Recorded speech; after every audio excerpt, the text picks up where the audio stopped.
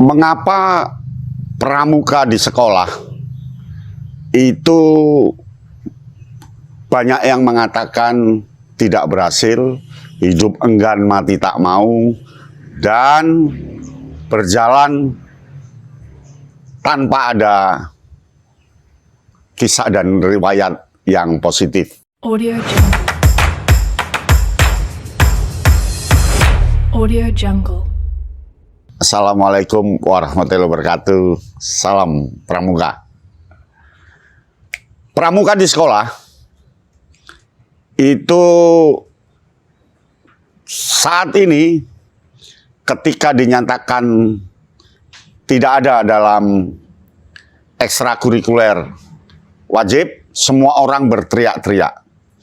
Tetapi jika tidak ada teriakan seperti itu, gugus depan di sekolah, pramuka di sekolah, kepramukaan di sekolah, berjalan ya begitu-begitu saja, tidak ada prestasi, tidak ada prestasi.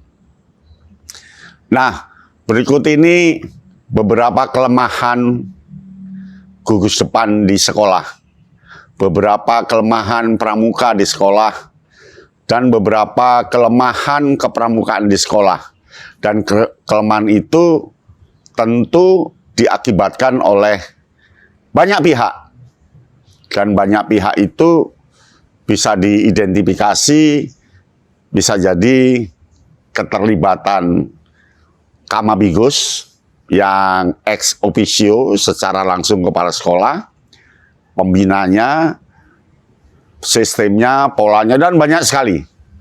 Di mana letak kelemahannya? Kelemahannya adalah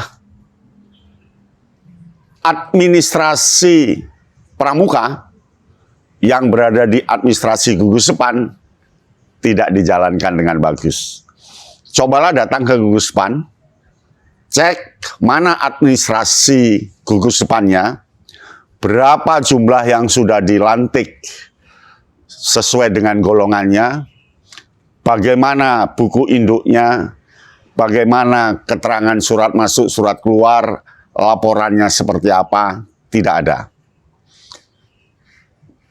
Administrasi dianggap tidak ada karena kepramukaan dianggap sebelah mata, sama dengan ekstrakurikuler yang lainnya. Tapi ada gugus depan yang bagus di sekolah, tertib banget, administrasinya lengkap, dokumentasinya lengkap, dan terdata semua, sehingga perkembangan anak bisa teramati dengan bagus. Dari yang ada dengan yang tidak ada, tentu lebih banyak yang tidak ada. Terbukti beberapa tahun yang lalu diadakan lomba gugus depan unggul, semuanya terlihat terburu-buru dan pokoknya memenuhi azas lomba itu. Dan sekarang mungkin administrasi itu juga masih amburadul. Maka kelemahan pertama adalah administrasi. Kelemahan kedua adalah seremonial. Jadi kepramukaan di sekolah itu, pramuka di sekolah, itu hanya dipakai sebagai seremonial. Kalau 14 Agustus, Hari Pramuka, ada upacara Hari Pramuka, seragam pramuka semua. Tapi setelah itu nggak ada kegiatan. Jadi dia hanya mengutamakan seremonial, mengirimkan upacara pramuka di tingkat kecamatan, di Kuarcap, pokoknya hanya memenuhi seremonial. Yang ketiga, kepramukaan hanya dipakai sebagai gengsi lembaga. Pokoknya ada, jika dilihat orang lain. Ada papan nama, ada. Tapi di kegiatannya sepi, kosong, dan tidak ada. Yang penting untuk gengsi lembaga, untuk bahan kepala sekolah ngomong di tempat lain kalau di tempatnya ada gugus depan, tetapi tidak pernah disentuh. Pramuka hanya dipakai sebagai gengsi lembaga. Itu masa lalu. Ya. Nah, yang keempat adalah lemah desiminasi. Banyak gugus depan yang tidak pernah mendesiminasikan menyebarluaskan pembaruan-pembaruan, inovasi, kegiatan, dan sebagainya. Karena kepramukaan masih dianggap bukan sebuah lembaga yang ada di sekolah. Jadi banyak pembina pramuka yang lesu karena proposalnya ditolak. Tidak enak karena kepala sekolah yang takut kalau di alam nanti kalau terjadi apa-apa, dan seterusnya. Sehingga lemah sekali diseminasi. Ya, meskipun ada gusupan-gusupan yang bagus, tapi itu kecil jumlahnya. Yang terakhir, konfrontatif. Konfrontatif.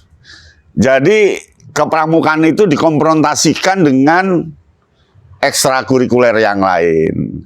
Dikonfrontasikan dengan lembaga yang lain di luar sekolah itu. Sekolah sana pramuka aja nggak ada, ya nggak apa-apa. Sekolah itu juga tidak latihan pramuka, tidak apa-apa. Sekolah itu loh pembinanya hanya satu, ya nggak apa-apa. Masa itu saya selalu membanding-bandingkan. Nah, kalau ingin maju, kelemahan tadi dihapus, biarlah masa lalu berlalu, ayo dibenahi. Administrasinya bagus, latihannya memang ada, dan ada hasilnya bahwa anak itu dilantik.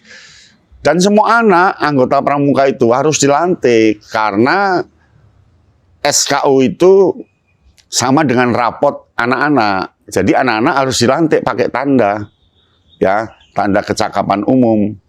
Itu kan untuk semua anak, sama dengan rapot. Semua anak kan punya rapot. Gitu. Lakukan dan berani melangkah dengan perbandingan pembina yang masuk akal lah. Masa ada sekolah yang siswanya 200, pembinanya 1. Pramukanya 300, pembinanya hanya 2, laki dan perempuan. Padahal ideal di kepramukaan pembina itu 1:40. 40 orang, 40 pramuka itu 1 pembina. Yang paling ideal lagi 1 regu, 8 orang itu 1 pembina. Itu paling ideal. Tapi tidak tahu kapan bisa tercapai. Minimal, ayo kita hapus kelemahan tadi. Demikian, ya. Semoga sukses gusupan Anda, kepramukaanmu maju, Anda menjadi pramuka yang bagus. Salam Kak Yatno Bintang. Audio Jungle. Audio Jungle.